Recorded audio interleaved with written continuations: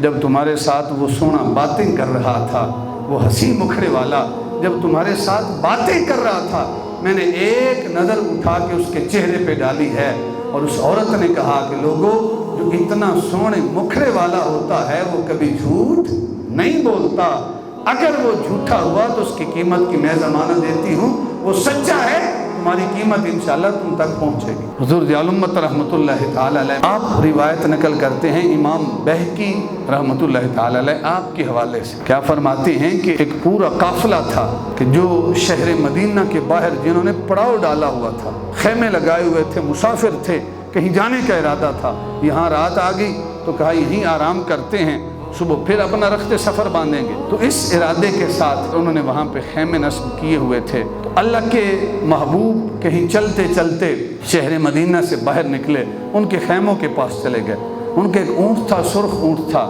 جو اللہ کے نبی کو بڑا پسند آیا، تو اللہ کے نبی ان کے پاس گئے، کہا یہ اونٹ بیچنا چاہتے ہو؟ انہوں نے کہا ہاں ہم نے اونٹ بیچنا ہے۔ کہا کتنے کا بیچو گے؟ تو انہوں نے کہا بھئی اتنے دام دے دو تو یہ اونٹ ہم آپ کو دے دیں گے۔ تو اللہ کے نبی نے ارشاد فرمایا ٹھیک ہے، میں اتنے دام آپ کو اس اونٹ کے دیتا ہوں، یہ اس کے بدلے میں اتنی کھجوریں دیتا ہوں، آپ یہ اونٹ مجھے دے دیں۔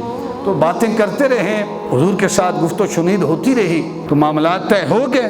جتنے میں معاملات طے ہوئے تھے، حضور نبی اکرم صلی اللہ علیہ وسلم نے ارشاد فرمایا ٹھیک ہے، ہم آپ کو اس اونٹ کی قیمت بھجوا دیں گے، لہذا آپ اونٹ ہمیں دے دیں۔ تو حضور اکیلے تھے، سرکار نے وہ اونٹ لیا اور ان سے اونٹ لے کر واپس چل پڑے۔ جب اللہ کے نبی اس قافلے والوں کی نظروں سے اوجھل ہوئے نا، تو وہ ایک دوسرے کو کہنے لگے کہ تم جانتے ہو جو آنے والا تھا اس کا نام کیا ہے؟ اس نے کہا میں تو نہیں جانتا۔ دوسرے سے پوچھا بھائی تم جانتے ہو اس کا قبیلہ کیا ہے؟ اس نے کہا میں تو نہیں جانتا۔ تیسرے سے پوچھا بھائی تم جانتے ہو؟ اس نے کہا میں بھی نہیں جانتا۔ اس نے کہا اللہ کے بندو کیسے بندے ہو تم کہ تم نے پورا اونٹ دے دیا ہے اور آنے والے سے اس کا نام ہی نہیں پوچھا کہ اس کا نام کیا ہے، اس کا قبیلہ کیا ہے، اس کا خاندان کون سا ہے، وہ رہتا کہاں پہ ہے، تم نے اسے پوچھا ہی نہیں ہے۔ پہلے بندے سے کہا بھائی تم نے کیوں نہیں پوچھا؟ اس نے کہا کہ سیدھی سی بات ہے، روایات میں آتا ہے حضور کے صحابہ کہتے ہیں جب حضور گفتگو کرتے تھے نا تو حضور کے چہرے سے، حضور کے مبارک دانتوں سے ایسی روشنی نکلتی تھی کہ سامنے دیوار ہوتی تھی تو دیوار روشن ہو جاتی تھی، اور آگے اگر پہاڑ ہوتا تھا تو پہاڑ روشن ہو جاتا تھا۔ ایک نے دوسرے ساتھی سے پوچھا اللہ کے بندے وہ آنے والا آیا اور ہمارا سرخ اونٹ لے کے چلا گیا، آپ نے اس سے کلام ہی نہیں کیا، اس سے اس کا نام ہی نہیں پوچھا، تم نے کیوں نہیں پوچھا؟ اس نے کہا کہ جب وہ بولتا تھا نا تو ایسے لگتا تھا کہ زبان سے پھول جھڑ رہے ہیں، میں تو اس کے بولنے کے انداز میں ہی مگن تھا، میں نام کیسے پوچھتا، وہ بولتا ہی ایسا تھا، تو اس کے بولنے کا انداز ہی مجھے بڑا پیارا لگتا تھا۔ دوسرا آیا، اس سے پوچھا بھائی تو نے کیوں نہیں پوچھا؟ کہا کہ تم نے اس کی کنڈل والی پیاری زلفیں نہیں دیکھی کہ اس کی زلفیں کتنی خوبصورت تھی، وہ لہراتی تھی، جب وہ کلام کرتا تھا اس کی زلفیں اتنی خوبصورت تھی۔ دوسرے سے پوچھا، تیسرے سے پوچھا بھئی تم جانتے اس کا نام کیا ہے؟ کہا میں تو نہیں جانتا۔ کہا پھر تم نے کیوں نہیں نام پوچھا؟ کہا جب وہ بول رہا تھا تم نے اس کے چہرے پر نورانیت نہیں دیکھی، کتنا چہرہ اس کا خوبصورت نظر آ رہا تھا۔ پھر میرے لیے شاہ صاحب فرماتے ہیں نا غالباً یہی موقع ہے کہ مکھ چند بدر شاشانی ہے، متھے چمک دی لاٹ نورانی ہے، کالی زلف تے اکھ مستانی ہے، مخمور اکھی ہن مد بھریاں، کالی زلف تے اکھ مستانی ہے، مخمور اکھی ہن مد بھریاں۔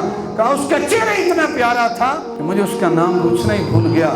تیسرے سے پوچھا بھئی تو بتا تجھے اس کا نام آتا ہے؟ اس نے کہا مجھے کیا پتا کہ وہ جب چلتا تھا تو اس کے چلنے کا انداز ہی بڑا پیارا تھا، اس کے بیٹھنے کا انداز ہی بڑا پیارا تھا۔ وہ گفت و شنید آپس میں کرتے رہے تو ایک ساتھی نے کہا بھئی وہ تو حسن کا کرشمہ جگا گیا اور کسی نے اس سے نام ہی نہیں پوچھا اور ہم سے ہمارا اونٹ لے کے چلا گیا، نہ ہم اس کا نام جانتے ہیں، نہ اس کا خاندان جانتے ہیں، نہ اس کا قبیلہ جانتے ہیں، وہ تو اونٹ لے کے چلا گیا، اب نہ وہ شخص ملے گا، نہ اونٹ ملے گا، نہ اس کی قیمت ملے گی۔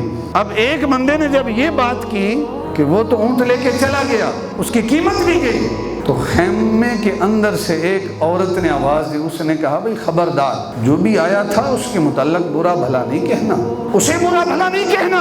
جو باہر بیٹھے ہوئے تھے انہوں نے کہا چلو اچھی بات ہے، کوئی تو ہے جو اسے جانتا ہے، کوئی تو ہے جو اسے پہچانتا ہے، کوئی تو ہے جس کو اس کا نام کا علم ہے کہ اس کا نام کیا ہے۔ اس عورت نے کہا کہ بھئی جانتی میں بھی نہیں ہوں کہ آنے والا کون ہے، اس کا نام کیا ہے، اس کا قبیلہ کون سا ہے، لیکن میں تمہارے اونٹ کی قیمت کی ضمانت دیتی ہوں کہ اگر اس نے نہ دی तुम्हारे ऊँट की कीमत, तो मैं तुम्हारे ऊँट की कीमत अदा करूँगी।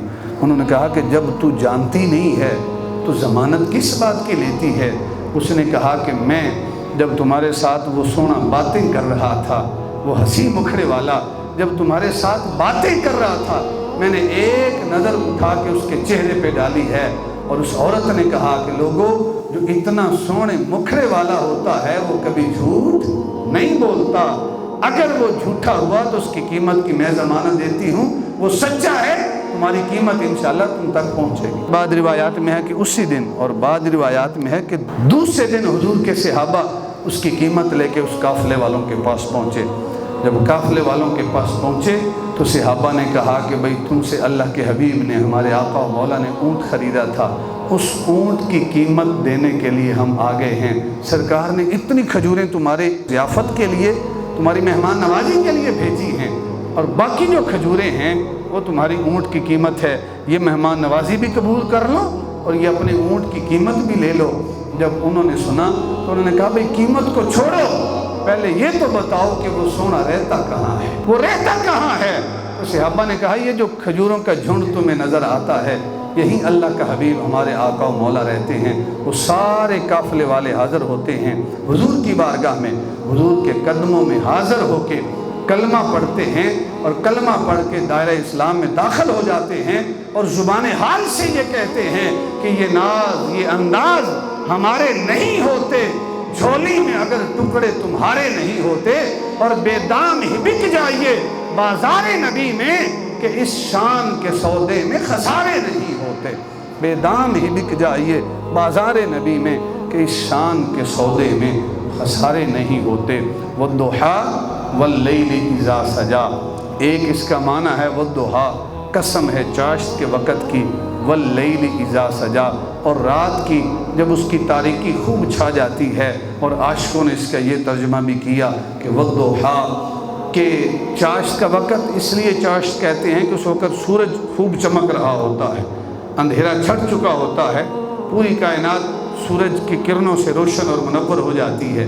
तो आशिकों ने इसका तर्जुमा ये भी किया वद्दुहा कि कसम है हुजूर के मुखड़े की, कि जब वो पूरी आबोताब के साथ चमकता है तो दुनिया से शिर्क और कुफ्र का खात्मा हो जाता है। वल्लैलि इज़ा सजा, और कसम है महबूब की जुल्फ़ अंबरी की, कि जब वो छा जाती हैं हर तरफ हुजूर का हुस्न ही चमक रहा होता है।